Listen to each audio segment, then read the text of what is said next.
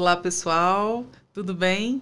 Eu sou a Brenda Neves, sou analista de terapias especiais aqui da Aberta Saúde, sou referência aí do programa de apoio TEIA, que nós temos aí para todas as famílias que têm crianças e adolescentes autistas.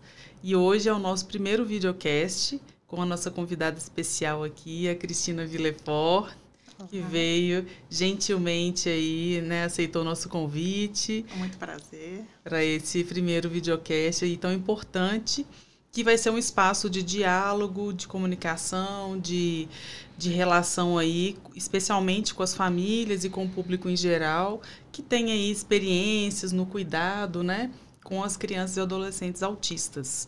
E aí, para o nosso primeiro episódio, a gente escolheu um assunto muito importante, né, que é a saúde emocional dos pais, né, de crianças e adolescentes autistas, os pais ou os cuidadores, sim, né, tios, avós, né, que participam aí, né, do cuidado direto com essas crianças e adolescentes. E aí eu queria, né, primeiro te agradecer de novo, viu, Cris, pelo convite. Eu que agradeço poder estar aqui e, se possível, contribuir um pouquinho. Ah, né? Certamente vai. Vou só te apresentar. Então, a Cristina Villefort é psicóloga, administradora, engenheira civil, tem especialização em intervenção analítica comportamental, que é o ABA, voltada para o tratamento do autismo e da deficiência intelectual. A sua trajetória na psicologia começou a partir da vivência pessoal como mãe de uma criança autista, o que despertou nela o desejo de se envolver mais ativamente aí no cuidado e no tratamento de outras crianças. É fundadora e diretora da clínica multidisciplinar especializada no atendimento a crianças com atrasos no desenvolvimento e com ênfase especialmente no TEIA, né, que é o transtorno do espectro autista, aqui em Belo Horizonte. Isso aí. Então, a Brenda já falou um pouquinho, né, sobre mim, a minha pessoa. Eu meio que caí de paraquedas, assim, né, no mundo do autismo, porque eu tive, né, eu tenho um filho TEIA, e no começo foi tudo muita surpresa, né, foi tudo muito difícil, e eu achei que em determinado momento, né, da minha trajetória, eu achei importante me dedicar um pouco mais em cima do assunto. Eu achei que, para além dos cuidados com meu filho, né, a princípio eu depositei todas as minhas energias ali no tratamento, né, do meu filho, mas em determinado momento eu direcionei essa energia para fora, porque eu via muitas dificuldades, eu via pessoas passando próximo do que eu passei, eu não gostaria que as pessoas tivessem as mesmas dificuldades, né, que eu passei. Então, tentei ir para fora um pouquinho, né, do meu mundinho, apesar das minhas dificuldades sociais também, né?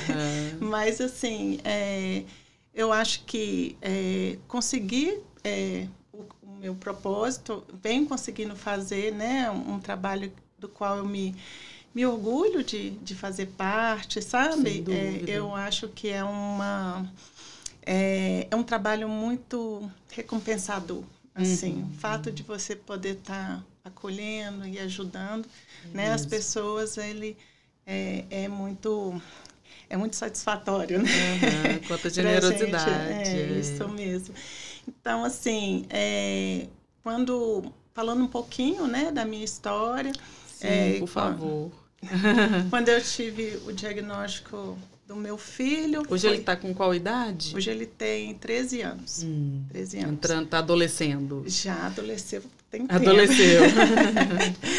Ele, com um aninho, eu comecei, um pouquinho antes de um ano, eu comecei a notar algumas coisas atípicas. Bem precocemente. Bem precoce. Eu tinha uma outra filha, eu tenho uma outra filha, e eu pude observar, né, essa minha outra filha, ela é mais velha, então quando ele nasceu eu vi algumas peculiaridades, apesar de não ser nada muito gritante, porque o meu filho, desde o início, não teve um diagnóstico, né, de autismo com um nível muito alto de suporte. Então, ele teve, né, no começo, um diagnóstico de um autismo de menor suporte, porém, foi difícil conseguir esse diagnóstico. Aqui no Brasil, eu tive bastante dificuldade. Há 13 anos, 12, né? Anos atrás, aqui, você nem tinha muita noção do que era autismo, era uma coisa meio... Especialmente em bebês, né? Especialmente assim, em bebês. Você notou tão pequenininho já, né? Uma diferença. Isso, e quando eu desconfiei, eu fui até no Google pesquisar e digitei autismo com L. Eu não sabia nem como escrevia. Porque eu não tinha contato nenhum com isso, né? Então, assim, eu não sabia nada sobre. E foi muito difícil mesmo, porque eu comecei a perceber, começou a intensificar alguns sinais, e eu comecei a ficar bastante preocupada. E aí, a gente, naquela época, tinha essa questão de idade, ninguém queria diagnosticar uma criança com menos de 3 anos de idade, né? Era todo um passado aí preocupante, né? Que atrapalhou muitas pessoas, né? Tinha aquela questão do, deixa o tempo da criança. Isso, teve tudo isso. Não, ele vai se desenvolver. Nossa, mas como você está pensando disso? É uma criança muito inteligente, ainda, né? Assim, tinha todas essas questões envolvidas.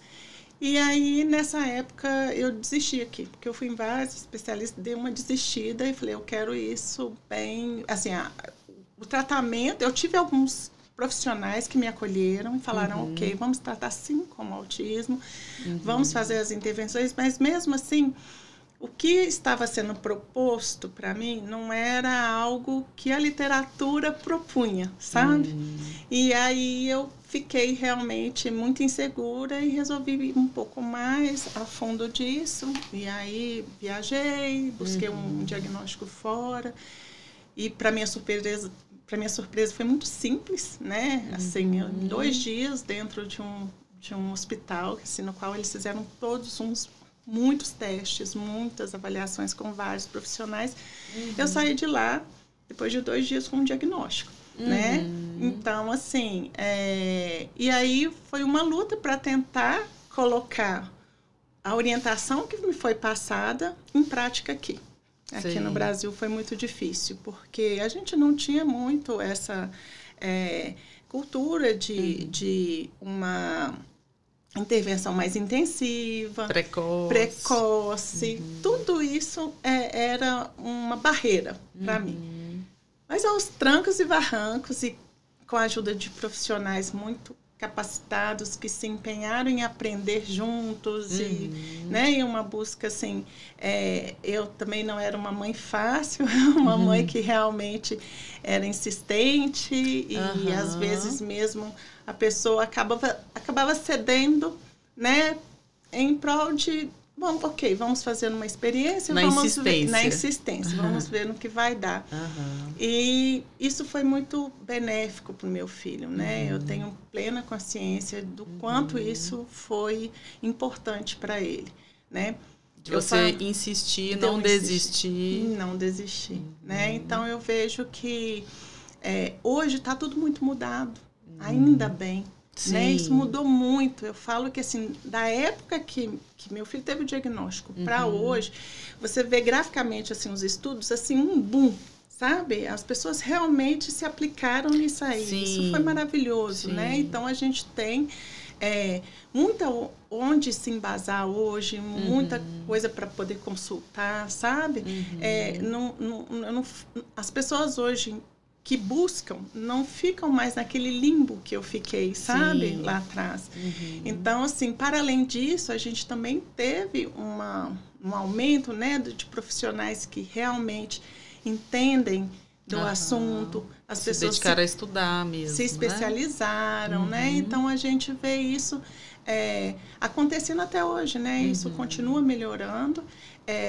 Fora a informação, né, que começou hoje passa na televisão, passa direto, você vê uma reportagem no Fantástico, não sei o quê, né, uma reportagem especial, né, que falando sobre isso.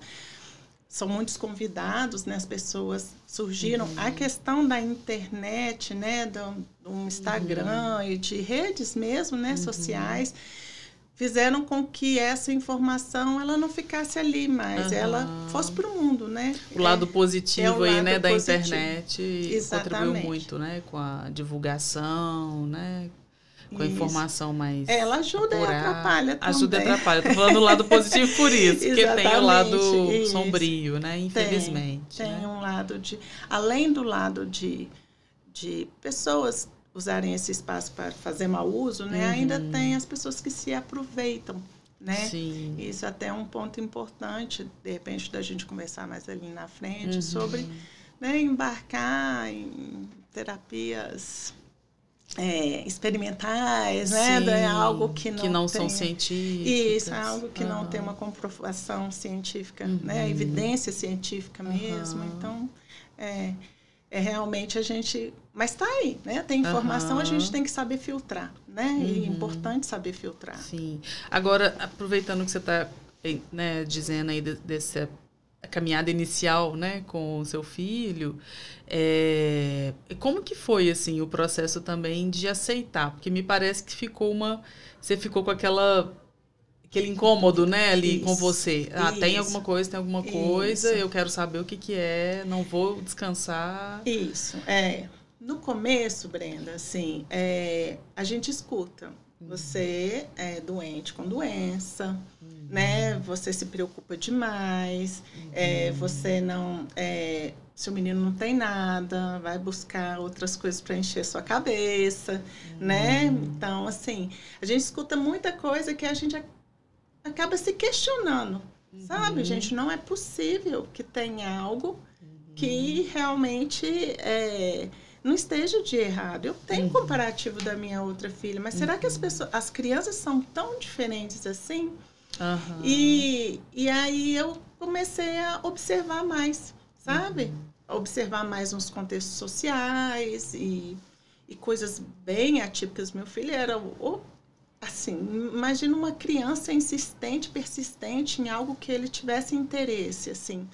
Eu não conseguia distrair meu filho com atenção para outra coisa. Por exemplo, eu saía de casa com ele, ele gostava de ficar olhando os carros na rua. Aí, se eu entrasse dentro de um shopping, por exemplo, um shopping de rua, tivesse um mundo de brinquedos, diversas coisas para poder entretê-lo, não se interessava. Ele queria voltar e ir para a rua para ver os carros. Isso não é um comportamento comum, né? De uma criança de menos de 1 ano de idade, um aninho, né? De idade, assim, quase completo. Então, essas coisas me chamaram a atenção e que eu falei assim, não... Eu comecei a perceber outros sinais que foram do tipo... às vezes, eu morava numa casa que era 2 andares. Então, às vezes, eu subia, porque eu trabalhava home office. Eu subia, ia trabalhar e ele ficava lá embaixo. E, às vezes, lá de cima eu chamava. Dava para ver lá embaixo, eu falava, Rafa. Aí ele olhava para um lado, olhava para o outro, mas não olhava para cima. Eu falei, como pode, né? Assim, algumas coisas... estranhas, assim, você fala assim, gente, mas não estou compreendendo. Ao mesmo tempo que, antes de 1 ano de idade, ele já conseguia identificar todos os números, né? Então, assim, eu falo, como pode uma criança tão novinha já conseguir identificar e etc.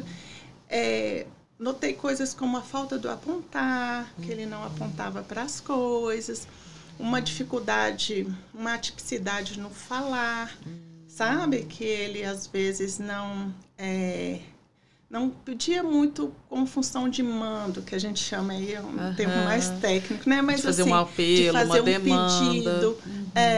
Às vezes falava uma palavrinha aleatoriamente, né? Então, assim, tudo isso foi me deixando um pouco mais preocupada, apreensiva, até que eu questionei. Trouxe essa pergunta para a médica. A pediatra, no princípio, ela se assustou, assim, não acredito que é isso. E eu tive uma certeza absoluta que era isso. Eu nem sabia direito o que era autismo, mas eu falei, eu acho que é isso. Então, eu corri atrás, essa pediatra até me ajudou depois a correr atrás, né? Assim, eu falei, olha, eu vou buscar alguém. Então, me indica que é melhor eu ir encaminhada do que eu ir por minha conta, né? Então, eu acho que é importante a gente ter, né, pessoas que estejam do seu lado. Sim. E que te deem voz. Porque você possa ser escutada, isso, né, no que você está dizendo. Isso. Muitas vezes eu acho que um problema está aí, sabe, Brenda? Porque você não é ouvida e você é a mãe da criança. Quem acha que mais do que você tem a sensibilidade de perceber que algo não está certo? Então, se você desconfia que algo não está... Os profissionais jamais podem negligenciar, né, o que a mãe e o pai estão dizendo. Isso, né? É muito importante que eles deem voz, né? Essas pessoas escutem. E eu sei que existem pessoas que têm dificuldade de aceitar que tem algo errado com o filho, ou algo Sim, tem o outro lado, né? Isso. E isso traz prejuízos, sabe? Porque ele, além de trazer um sentimento de tipo assim, eu tô guardando isso para mim. Eu sei que tem alguma coisa, tá me incomodando, mas eu não quero expor o meu filho, eu não quero, né, que as pessoas pensem que tem algo de errado com ele, porque para mim meu filho é perfeito. Sim, né? Para mim o meu filho também é perfeito, claro. Mas se ele precisa de algum suporte em alguma coisa, eu não posso pensar. Eu tenho, na realidade, fazer um pensamento um pouco mais racional. Sim. Eu deixo isso quieto e vejo se ele consegue ou dou a ajuda necessária para ele mais fácil, mais rápido, sabe? Então, eu acho que tem muito essa questão, sabe? Da gente... na dúvida, é melhor ir, né? Isso.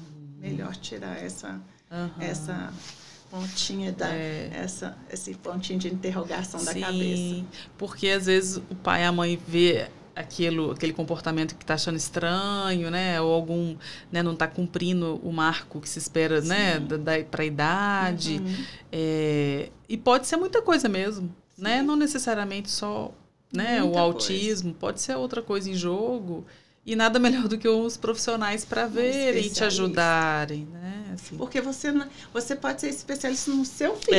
Como mãe. Isso, mas você não é o especialista da área de saúde, muitas vezes. Às vezes até temos, né? Pessoas que são especialistas, que inclusive, eu conheço muitas especialistas na área de saúde e que tiveram uma dificuldade em realmente aceitar essa condição do filho. E trabalhar com isso precocemente. Às vezes, perdeu-se um tempo precioso. Sim, aí. Tem um ponto cego, né? Um ponto surdo que às vezes, né? Assim, talvez até um mecanismo de defesa, né? De não dar conta naquele momento, né? Agora, me conta, e em função do Rafa, que você partiu de engenheira para psicóloga? Foi isso, assim. Aí, depois que eu vi, eu falei assim, bom, pronto, Rafa foi. Eu não tinha mais preocupações importantes, assim, com relação ao desenvolvimento dele. Ele estava atingindo já os marcos de desenvolvimento que a gente estava, né, esperava que ele atingisse. Já estava, como a gente diz, aprendendo com o ambiente, sem a necessidade de uma intervenção 1 para 1, né? Uma criança que já estava... apta, né? Assim, ela já estava com os pré-requisitos todos, né? De aprendizado, assim, amplamente trabalhados e etc. E, tipo assim, eu falei, eu estou tranquila, né?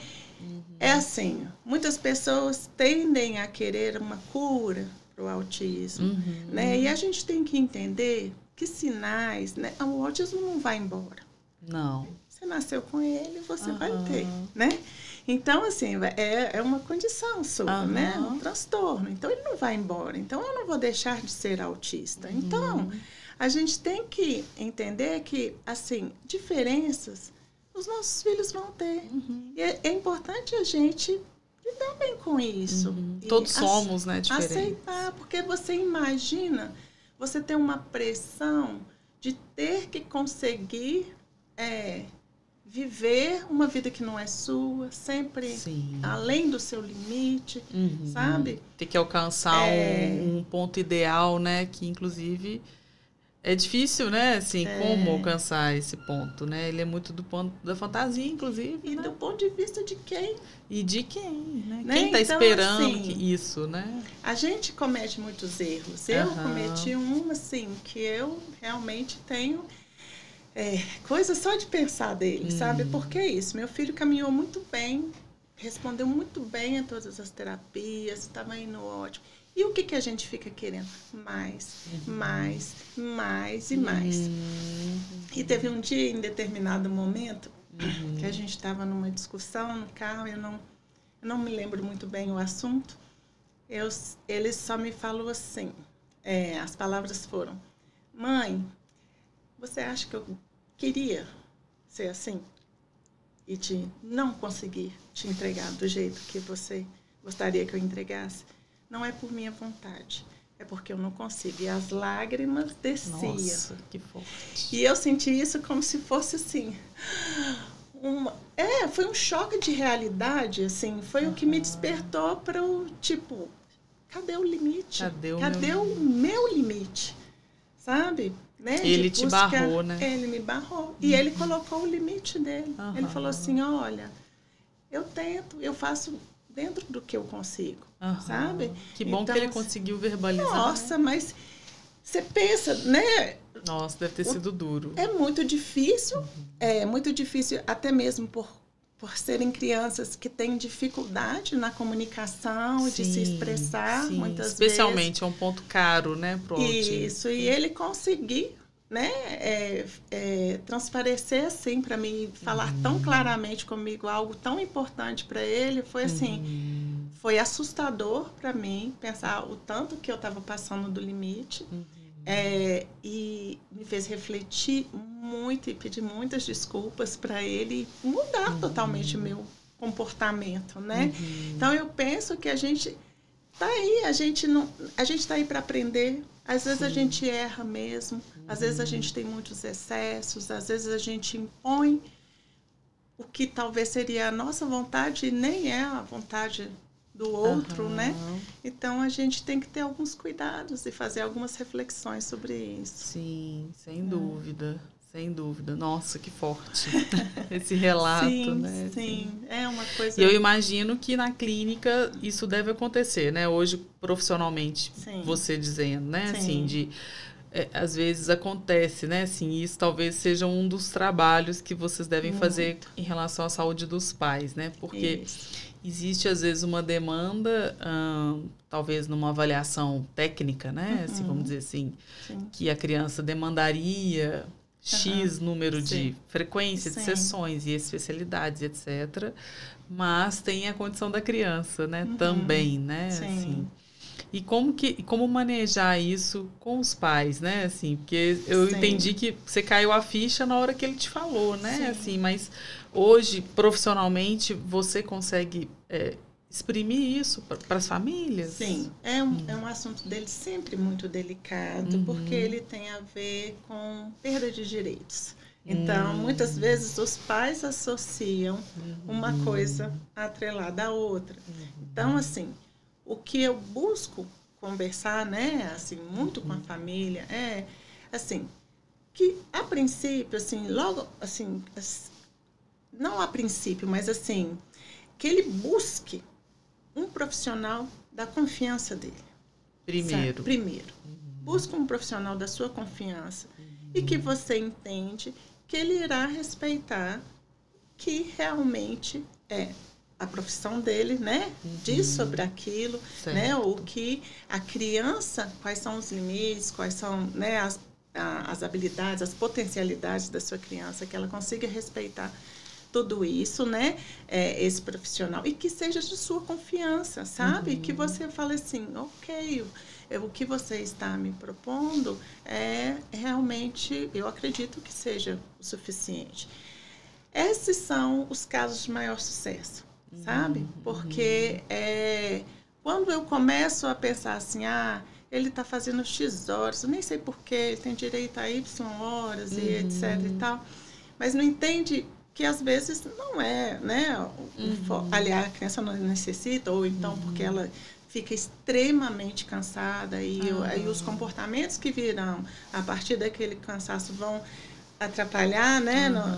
Superestimula. Isso. Então, assim, a gente tem algumas coisas que a gente busca fazer com que o pai ele tenha esse vínculo conosco de confiança, porque é um compromisso ético nosso. Nós, como profissionais, nós vamos orientar aquilo ali que a criança necessita, né? Então, assim, e claro que não é tudo que é única e exclusivamente decisão nossa. A gente precisa chegar num acordo, conversar, ver quais são as dificuldades da família também, né? Quais são as dificuldades da criança no ambiente dela. A gente tem que fazer uma avaliação muito ampla, sabe, Brenda? Muito ampla para que a gente não corra risco de estar deixando a criança deficitária ou com excessos, né?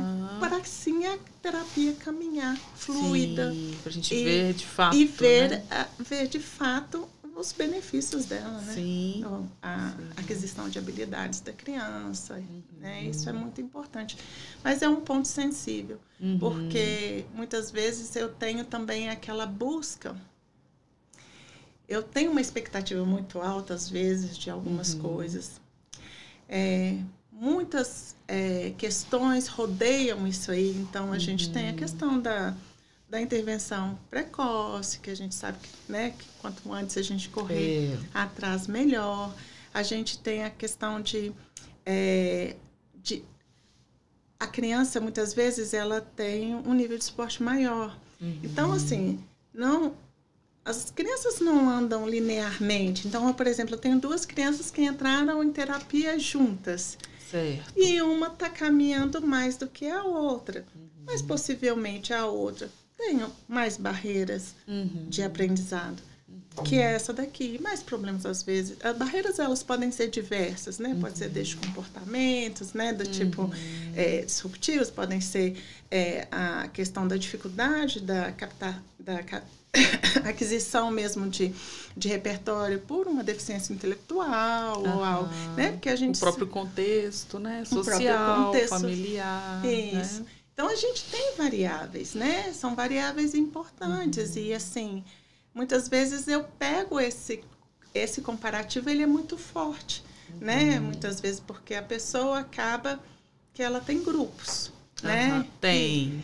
Eu ia te perguntar isso, né? Isso. Assim, porque, né, assim, aproveitando, a gente sabe que a gente começou falando da internet, né, dos benefícios, tem o lado bom, mas, né, e a gente sabe que hoje tem muitos grupos e muita informação e, às vezes, são informações muito picadas, né, assim, sobre autismo e não, de fato, algo que vai, de fato, educar, letrar, de fato, vai esclarecer, né, ou vai abrir portas, né, de conhecimento para a família. Sim. E a gente tem esses grupos também de WhatsApp, né? Assim, correntemente a gente recebe, você quer participar de um grupo assim? Sim. É só dos pais autistas, né? De crianças autistas. Tem um grupo que é só de profissionais, né? Assim, mas como que a gente pode, assim, de fato, né? Assim, orientar as famílias do que seria realmente uma rede de apoio, né? Assim, o que de fato é uma rede de apoio, né? Assim, será que é estar num grupo de WhatsApp ou são outras coisas, né? Assim. Isso é difícil, sabe? Assim, quando a gente fala de rede de apoio, olha só, eu tenho que filtrar primeiro. Eu entrei, você vai ter uma infinidade de grupos demais para poder acessar. As pessoas vão te ofertar e etc. Eu acho que o que é importante você focar esse grupo, ele tá me trazendo mais sofrimento do que me trazendo sugestões de algo que seja realmente benéfico para o meu filho. Então, assim, ali eu posso contar do tipo assim, a gente tem indicações de médicos, a gente tem olha, eu tenho um evento tal que vai ser ótimo, lá não sei aonde, que vão ter várias mães e que você pode ficar mais à vontade, onde de repente você pedir para levar a avó levar e você descansar, né? Então vai ter o acolhimento, às vezes que você está numa situação difícil, né? Assim, a gente precisa ver se isso não está te gerando mais estresse, porque tem, assim, uma repercussão, assim, você viu o tratamento novo? Agora existe tal tratamento e eu vou fazer, e fulano fez e deu muito certo, e etc. E aí, o que eu aconselho é, antes de você entrar nesses grupos, se informe. Sim. Busque saber um pouco mais sobre autismo. Busque saber um pouco mais sobre quais são as intervenções que têm evidência científica, que, né, comprovadamente vão trazer algum benefício para o seu filho. Vamos dizer, né? Não atirar para todo lado, Não atire para todo lado. Isso já aconteceu comigo, né, lá atrás. Porque o que a gente pensa, Brenda? Muitas vezes é assim, será que eu estou fazendo tudo para o meu filho? Não, olha, surgiu. E aí, sabe o que fez? Vem o sentimento de culpa, né? Sabe o que fez cair minha ficha? Foi uma vez que eu levei num médico e que ele falou sobre um tratamento que a criança corria risco de morte, dependendo do resultado. Que já haviam casos descritos que a criança morreu. Então, assim, eu falei, como eu posso estar submetendo o meu filho a um tratamento desse, só porque eu acho que existe uma pequena chance disso acontecer. O mesmo eu falo sobre medicamentos, Brenda. A gente tem que ter muito cuidado, sabe? Um cérebro em desenvolvimento, ele está muito, né? Isso não é a minha área, né? Isso a gente foge um pouquinho. Mas eu acho que é importante a gente tomar os cuidados. E se a gente não tem um mínimo de respaldo, que seja, né, a gente buscar entender, busque pessoas que possam te indicar literaturas. Eu tive uma sorte muito grande, que eu, logo de cara, eu conheci uma mãe que era professora da UFMG e que realmente ela me trouxe, né, muitas orientações de muitas coisas, né? Houve uma troca importante naquele começo. Então, eu acho que é isso, assim, porque às vezes a gente se pega fazendo algumas coisas em nome do desespero. Imagino. Que a gente não sabe, né? O que está nos esperando. É como se fosse assim, meu filho recebeu um diagnóstico que eu não sei o que vai ser amanhã. Basicamente é isso. A gente não tem o que esperar. Não é incerto. Tudo muito incerto. Então, você tenta se movimentar de tudo quanto é jeito. E aí é buscar os especialistas de fato na área, que hoje, inclusive, a gente tem um pouco mais de oferta, né? Isso, é buscar pessoas que realmente vão te orientar. Tem o conhecimento, e aí buscar saber um pouco do currículo delas, né? Assim, recentemente eu vi de uma pessoa que era uma pessoa da internet, assim, e eu achava que era uma pessoa gabaritada, sabe?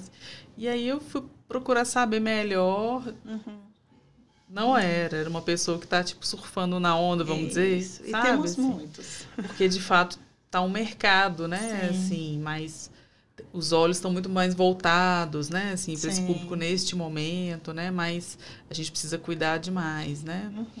Agora, você tocou no assunto aí sobre a questão do futuro, né? Assim, que eu imagino que também isso é algo que a gente escuta das famílias, né? Assim, da preocupação, né? Assim, ele está no tratamento agora, entrou agora com 15 anos, com 16. Como é que vai ser quando ele fizer 18, né? Assim, então, né? Ou quando é pequenininho, né? Ai, como é que ele vai entrar na escola, né? As angústias são muitas, né? Assim, o que você hoje, né, na sua experiência pessoal, profissional, né, assim, poderia dizer, né, assim, para as famílias que também sofrem, né, assim, com essa dor, essa preocupação com o futuro, né, assim, do filho. Eu acho que é uma das nossas, não sei, não posso falar por outras pessoas, mas assim, no meu caso em específico, foi a angústia maior, né, do não saber o que estava por vir, do que esperar. E nesse processo eu deprimi, que é muito comum também, né, a gente tem um excesso de ansiedade, né, nesse período aí a gente está vivendo lá na frente. Eu estou sofrendo por uma coisa que a gente não sabe nem o que vai ser, né? Mas é muito comum, porque é uma preocupação natural, né? Com o tempo, né, que eu fui né? Eu tive algumas ajudas importantes, né? E uma delas foi o meu marido, que me colocou um pouquinho de limite, porque ele me via sem dormir. Eu não dormia. Eu ficava por conta de ler e querer saber, e de etc, de ver filme, de ver não sei o quê. Aí teve uma época que foi até por conta de filme. Ele falou assim, Cristina, para de ver esse tipo de filme. Ele não está te agregando nesse momento. Vamos buscar coisas que nos ajudem, algo que possa trazer algum, né, benefício. Então, ele meio que deu uma direcionada. Nem sei se ele sabe disso, mas para mim ficou muito marcado. Racionalizou, né? Isso. E isso fez com que eu focasse minha atenção para o presente. Por quê? Eu não tenho como prever muitas coisas, a gente tem uma ideia. Eu, como profissional, posso te falar, né? Uma criança chegou, ela tem muitos atrasos, ela tem alguns atrasos, ela tem poucos atrasos. Como que ela vai evoluir, possivelmente? Mas a gente não tem um preditor, assim, do tipo, ó, essa criança, ó, fatalmente... Não é determinismo, né, gente? Não é. Então, felizmente, né? Sim, sim. Então, assim, é importante que as conquistas no autismo, elas são lentas. Muitas vezes são muito lentas. E os passinhos são curtinhos. Mas é importante a gente dar valor e vibrar por esses pequenos, sabe? Essas pequenas conquistas. A gente ir graduando esse nível, né, de exigência e do que a gente está propondo para aquela criança, o que a gente quer para aquela criança. A gente entender que isso é um desejo nosso. A gente não sabe se aquela criança, ela dá conta de atender as nossas expectativas, né? Vamos tentar ir no tempo dela, comemorar junto com ela, sabe? A questão do lá na frente, eu posso te falar assim, eu pensei assim para mim, eu fico querendo saber se o Rafa vai namorar, eu ficava doida para conversar com autistas adultos para saber se eles namoravam, como é que eles faziam, e etc, como é que era a vida deles, né, independência e tal. E um dia eu parei e falei assim, e a minha filha? Será que eu tenho condição de falar que ela vai namorar, que ela vai casar, que ela vai fazer uma faculdade, que ela vai... Gente, isso não está no nosso controle. Não está na sua bola de cristal, né? Muitas coisas não estão no nosso controle, né? Então, é importante pensar sobre isso. O fato de você viver lá na frente, ou o fato de você viver do passado, te traz sofrimento. Né? Então, vamos tentar um dia de cada vez, né? Essa questão... É importante, às vezes, você planejar, porque também não dá para a gente viver do jeito como se nada tivesse acontecendo, né? Sem dúvida. E alguns casos, em especial casos mais graves, é importante a gente fazer um planejamento, às vezes, pedir pessoas que possam te orientar nessa situação, pessoas que já passaram por essa situação, busca... informações em órgãos governamentais, como é que fala?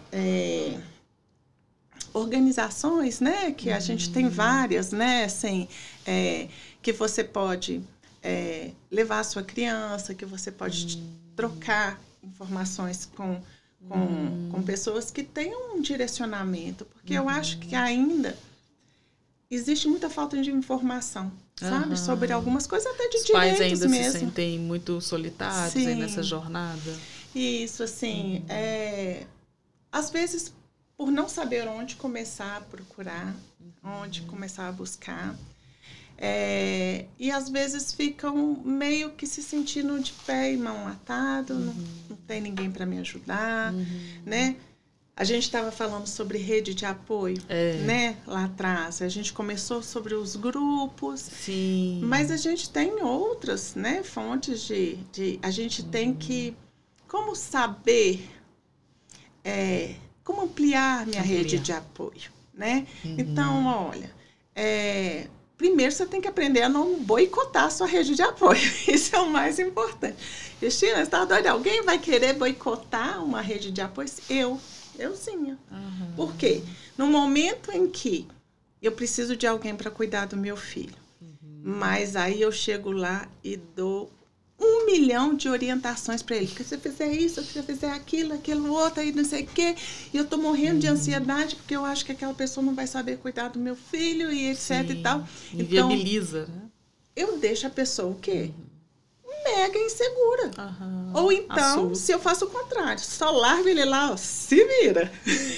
Tipo assim, ó, minha hora de descanso, vou lá, toma conta. Com a tia, com a avó. Isso. Vamos tentar educar essas pessoas, mas de num equilíbrio que você não afaste essas pessoas de você, nem por um excesso, nem por uma falta, né? Então, você consegue fazer isso e, assim, evitar coisas do tipo cobrança, sabe? Você é obrigado a me ajudar. Né? Eu acho que uma comunicação gentil, uma comunicação clara, sem acusações, isso tudo faz... você tem um retorno muito positivo, sabe? Sobre como as pessoas vão te acolher, como as pessoas vão acolher seu filho, né? Então, uma questão de educação...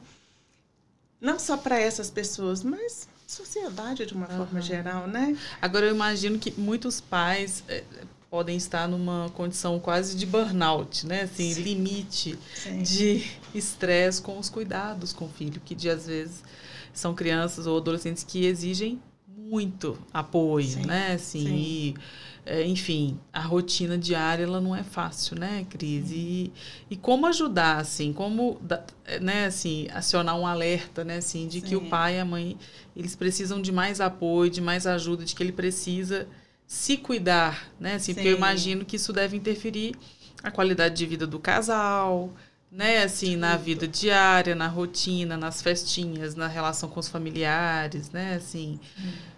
Olha, Brenda, eu falo assim, depois que vira a chavinha e você tem um diagnóstico na mão, as coisas viram de cabeça para o ar. Parece até que passou um furacão. E nem mudou tanto a sua rotina assim, né? Porque você, teoricamente, já estava habituada com aquilo ali. Já poderia estar sofrendo, porque coisas poderiam mais graves podem estar acontecendo, né? Então, assim, a gente tem uma variação enorme, né, entre as crianças e o nível de suporte que elas precisam. Mas já de cara, se você receber um diagnóstico, aí vem a sua logística.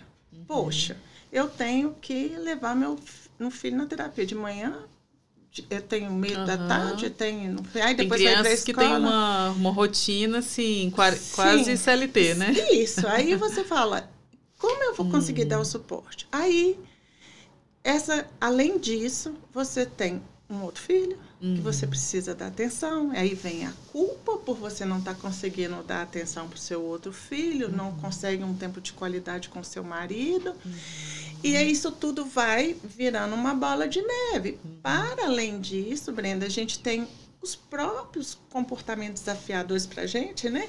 Assim, do TEA, né? Então, assim, eu tenho crianças que elas têm comportamentos autolesivos, heterolesivos, né? Quando elas se batem. A gente tem problemas, às vezes, simples, que para a gente, às vezes, colocar uma comida no prato e a criança não conseguir se alimentar, né? E aí vem mais todos esses sentimentos, né? Quais sentimentos que aparecem? Muitas vezes, culpa, né? Frustração de não conseguir ajudar, né? a criança. Incapacidade, sou incapaz, eu não consigo minimamente, né, as coisas, assim, e um monte de outros, raiva dos outros, das outras pessoas, raiva da vida, porque comigo, cansaço, porque você está exausta, às vezes a criança não dorme à noite, né? Quantos casos de crianças que tenham um sono um distúrbio de sono, então, assim, você não consegue dormir, né? Então, isso aí, cada uma coisa vai somando a outra, e aí o nível de cortisol, né? Explode. E aí, é isso. Então, assim, tem um artigo que eu li recentemente, tem pouco tempo, ele é de 2024, eu acho. Não lembro muito dos detalhes, mas, assim, ele faz esse comparativo justamente com esses níveis de cortisol, sabe? Sim. Que é liberado, né, pelo o excesso de estresse, né? Então, a gente vai aumentando. E é, assim, gritante, entende? A diferença de pessoas, pais de crianças típicas e de crianças atípicas, né? Ela é focada no autismo mesmo. Então, assim, você vê que biologicamente, né, as coisas já estão ali comprovadas. Então, se você não toma cuidado, ó, a depressão está ali à sua espreita, a ansiedade está lá nas cucuias. O nível de cortisol alto, ele pode desencadear problemas de saúde, como pressão sanguínea, problemas de autoimunes, né? Então, olha, as coisas vão só... se você não realmente não toma alguns cuidados, você está indo ladeira abaixo, né? Porque você está exposta àquilo ali, né? São muitos os estresses, né? Assim, os desafios, né? A gente comentou alguns básicos, né? Na rotina, na alimentação, o cansaço, o sono. Mas a gente tem diversos outros, né? Que angustia, por exemplo, uma questão de... social, né? Que aí tem a questão de preconceito, as pessoas, né? Estigmatizando a todas as crianças, né? A gente tem problema... Falta de empatia. Falta de empatia. Tudo isso só vai lá... Acumulando, né?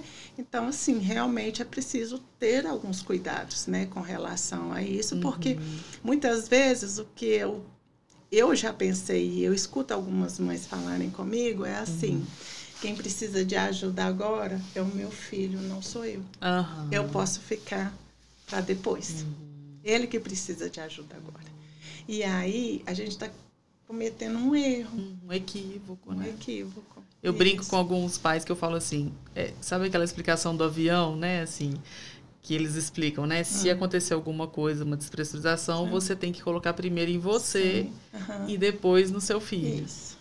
Exatamente. Então, metaforicamente, a gente precisa estar bem para cuidar, né, de alguém que está precisando. Exatamente. Porque, assim, o seu filho é muito sensível, sabe? E, visivelmente, ele é impactado pelo seu bem-estar. Então, se você está bem... Crianças são crianças, né? Isso, independente se é autista ou não. Elas percebem quando o pai e a mãe não estão bem. Isso, né? E aquilo realmente... E, para além disso, se eu não tenho força suficiente, né? Para poder acolher aquilo, né? O que está acontecendo, eu vou estar sofrendo junto com a criança. Eu estou compartilhando um sofrimento, né? Com ela. Ao invés de ancorar, Ao invés de ancorar, né? Mas, assim, é difícil, Brenda, porque, assim, muitas vezes eu me senti assim, poxa, mas eu nem posso, sabe? Eu sou obrigada a estar firme, forte, né? Tipo assim, para aguentar qualquer rojão, porque eu tenho que estar bem, eu quero desmoronar. Tem hora que eu quero desmoronar. Tô triste, tô cansada, não aguento. Isso. Né? Isso não Ou seja, eu preciso de ter um espaço onde eu vou despressurizar, onde eu vou poder falar. Quais que são, né, assim, o que você diria aí para as famílias? Como que eu posso me ajudar, né? Isso, aí a gente tem algumas coisas, né, que eu acho que, primeiro, gente, a gente praticar autocompaixão, né? Primeira coisa. Então, vamos... Olhar para si. Olha... Deixa os comparativos de lado, por favor, né? Então, olha, o que eu dou conta? Essa aqui sou eu. Não é minha vizinha, não é minha conhecida. Ok, eu tô achando que eu tô dando o meu melhor? Tá tudo bem.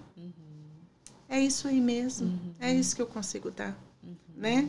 Então, assim, se você começa a fazer, né, assim, eu preciso sempre dar conta de mais e etc e tal, você vai caminhar realmente num caminho que a gente não quer. Então, a gente, primeiro, tá tudo bem eu me sentir nervosa, irritada, às vezes solitária, né, às vezes injustiçada, né? Tá tudo bem, todos esses são sentimentos humanos, né? Sentimentos válidos e que realmente estão acontecendo ali com você, coisas que justifiquem esse tipo de sentimento, né?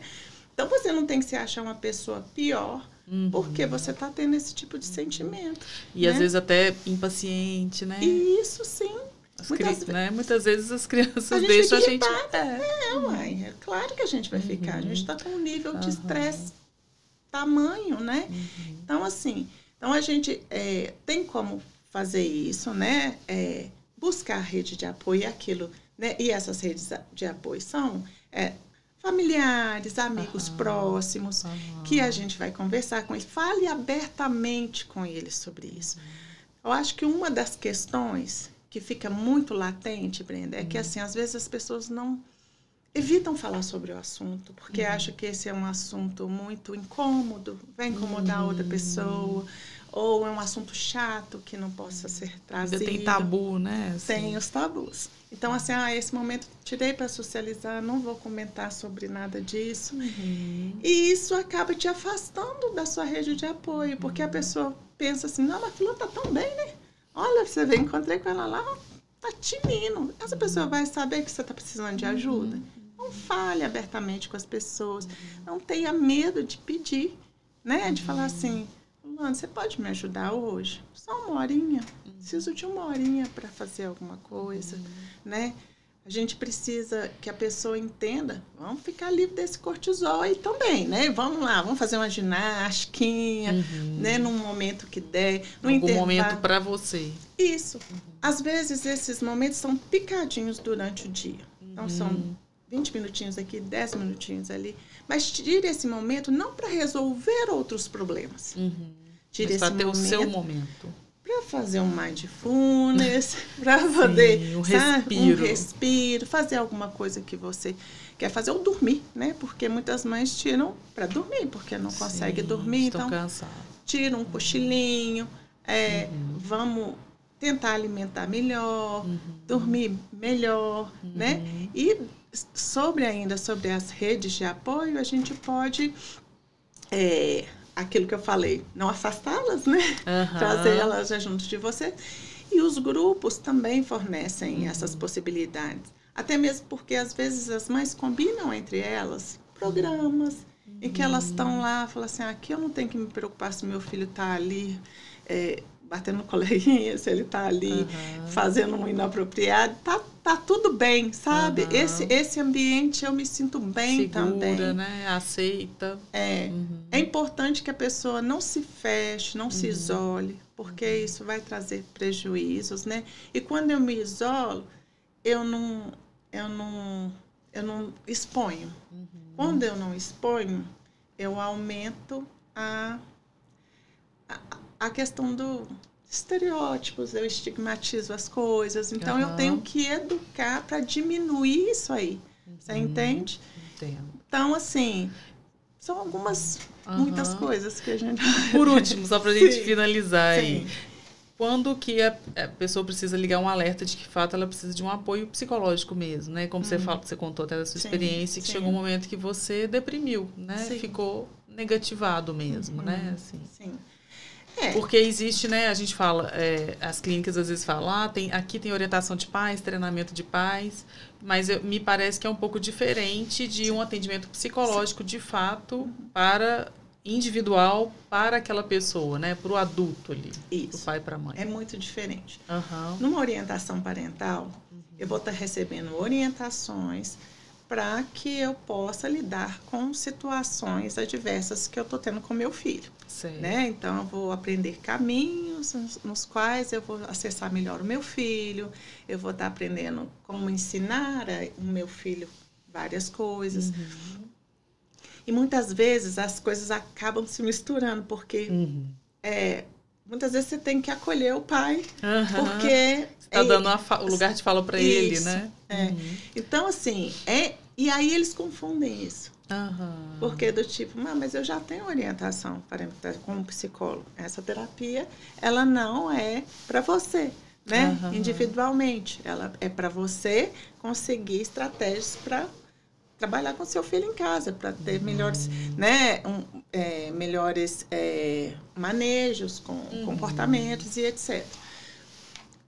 No meu caso, né, que foi aquele que eu a princípio repudiei, né, falei assim, eu não vou mexer com terapia agora, tenho tanta coisa para fazer, isso não vai me trazer benefício nenhum. Eu já estou ciente que eu estou assim mesmo, e sobrecarregada, com excessos e etc.